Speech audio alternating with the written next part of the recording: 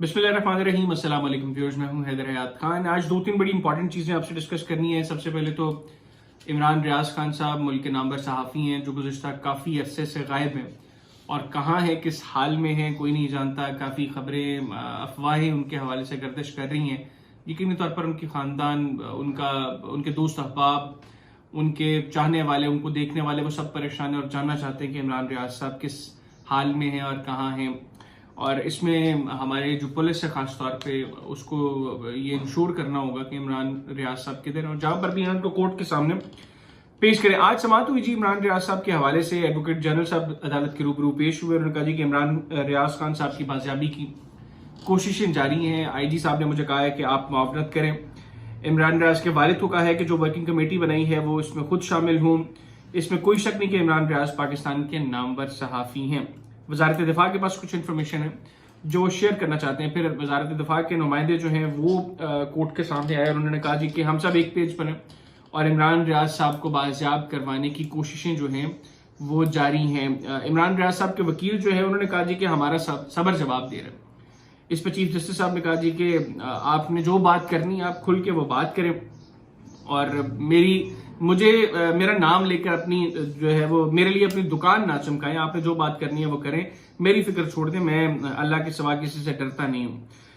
बहरहाल उसके बाद इमरान रियाज साहब के वालिद को अदालत ने पुलिस की वर्किंग कमेटी में जाकर अपने तहफ़्फ़ुज़ात बयान करवाने की हिदायत दी है और आइंदा हफ्ते तक समाअत जो है उसको मुलतवी कर दिया है। मामला यह है कि इमरान रियाज साहब जो हैं वो आप उनकी बातों से डिसएग्री कर सकते हैं या आप उनकी बातों से इख्तलाफ कर सकते हैं। आपको उनकी सोच, उनकी गुफ्तगू बुरी लग सकती है। आप ये कह सकते हैं जी कि वो किसी की साइड ले रहे हैं या जो भी आपका दिल करे आप उनके ऊपर इल्ज़ाम लगा लें। लेकिन बतौर इस मुल्क के शहरी के ये उनका भी हक है कि वो अगर उन्होंने कुछ गलत किया आपकी नज़र में तो उसको कम से कम कोर्ट के सामने प्रोड्यूस किया जाए और उनको उस जुर्म की सजा दी जाए। ये जो इतने अरसे से वो लापता है, उनका पता कोई नहीं वो किस हाल में है, कहाँ पर हैं।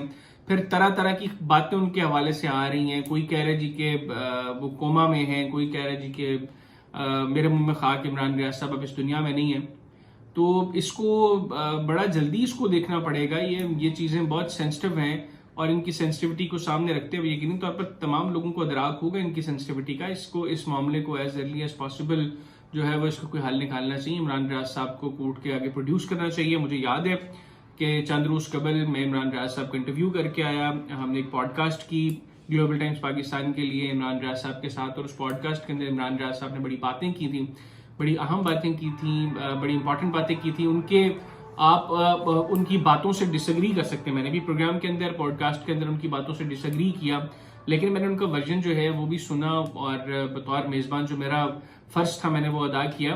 तो ये जो मामला है इसकी सेंसिटिविटी को देखना चाहिए। इमरान रियाज साहब ने प्रोग्राम के अंदर बड़े उनकी आवाज़ के अंदर शायद उनकी आंखें भर रही थी, उनकी आवाज़ भी भर गई थी जिस वक्त वो बात कर रहे थे कि मैं आपके सामने मौजूद हूँ लेकिन मेरी फैमिली ने पिछले कुछ अरसे में बड़ा सफ़र किया है।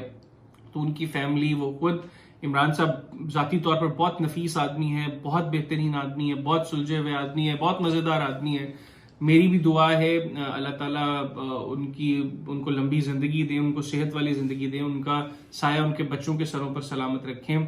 तो उनके वालिदैन उनकी राह देख रहे हैं। जिसकी औलाद उससे दूर हो उस वालिद के दिल पर, उस वालदा के दिल पर क्या बीती होगी। ये मेरा ख्याल है कि जो व्यूअर्स जिनकी औलाद है वो इस चीज़ को बड़ा अच्छे तरीके से अंडरस्टैंड कर सकते हैं। तो इमरान रियाज साहब के मामले पर गवर्नमेंट को अब थोड़ा सा मजीद सीरियस होना पड़ेगा और इमरान रियाज साहब जिधर भी हैं उनको प्रोड्यूस करना चाहिए, ना कि इसके अंदर जो IG साहब आके कुछ स्टेटमेंट्स दे के गए हैं जी के जियो फेंसिंग के अंदर कुछ अफगानिस्तान के नंबर सामने आए हैं। अगर इस तरह का मामला है तो ये तो और ज़्यादा सेंसिटिव चीज़ हो गई है। तो इसमें बजाय इसके कि ये जो अफवाहें सामने आ रही हैं जो यकीनी तौर पर बड़ा तकलीफ दे रही होंगी उनकी फैमिली को, तो उससे बेहतर है कि इस मामले का कोई हल निकाला जाए, इमरान रियाज साहब को प्रोड्यूस किया जाए कोर्ट के आगे। अगर गवर्नमेंट को ये लगता है कि इमरान रियाज साहब का कोई जुर्म है तो उस जुर्म की जरूर सजा दें उनको, लेकिन एटलीस्ट उनको कोर्ट के सामने प्रोड्यूस करें। एक ये चीज़। दूसरा, इमरान खान साहब जो हैं उनके ऊपर सख्तियां बढ़ती जा रही हैं। इमरान खान साहब जब खुद इक़्तिदार में थे, आज जो हुकूमत कर रही है ये वही कुछ कर रही है जो इमरान खान साहब के दौर में भी हुआ, लेकिन हुकूमत और अंदाज में कर रही है। इमरान खान साहब को अकेले को टारगेट किया हुआ है इस हुकूमत ने। जो ज्यादा टारगेट है वो इमरान खान साहब और उनकी फैमिली है। इमरान खान साहब के दौर में भी यही कुछ होता रहा। इमरान खान साहब को बहुत से लोगों ने समझाने की कोशिश की, लेकिन खान साहब की समझ में तब बातें नहीं आ रही थी।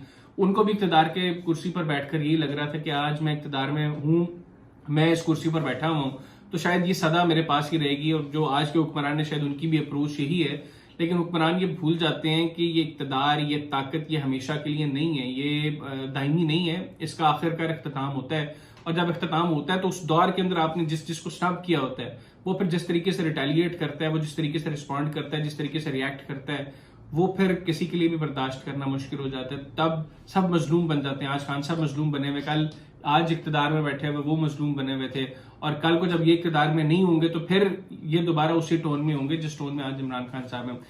चाहिए है कि इस मुल्क के लिए तमाम लोग एक पेज पर हों, एक जगह बैठें, एक टेबल पर बैठें, इसका कोई मुनासिब हल निकालें। चीजें इस तरीके से नहीं चल सकती। इस मुल्क के अंदर मामलात को चलाने के लिए एक प्रॉपर मैकेनिज्म आपको बनाना पड़ेगा। इस तरह चीजें कब तक आप लटकाएंगे, कब तक आप चीजों को इस तरीके से लिंगर ऑन करेंगे? आखिर इस मुल्क के अंदर कोई कानून है, कोई आइन है जिसके मुताबिक मामलात को चलना है, और उस आइन और कानून के मुताबिक मामलात को चलाने के लिए आज जरूरत समर की है कि इस मुल्क के तमाम स्टेक होल्डर्स एक टेबल पर बैठें और उस टेबल पर बैठकर चीजों को यकीनी बनाएं कि हमने अब मामलात को इस तरीके से इस डायरेक्शन में चलाना है, ऐसे चलाना है, और इनका एक प्रॉपर सोल्यूशन निकालना है। ऐसे मामलात कंट्रोल से बाहर होते जाएंगे। ये हुक्मरान जो हैं इनकी बाहर बहुत जायदादें हैं, ये इनका कुछ नहीं जाएगा। ये यहाँ से उठेंगे, एक फ्लाइट लेंगे, बाहर चले जाएंगे, बाद में इस मुल्क को देखेंगे भी नहीं तब तक जब तक वापस इक्तदार में नहीं आ जाते। और अगर कभी इक्तदार में नहीं आएंगे तो ये कभी वापस भी नहीं आएंगे।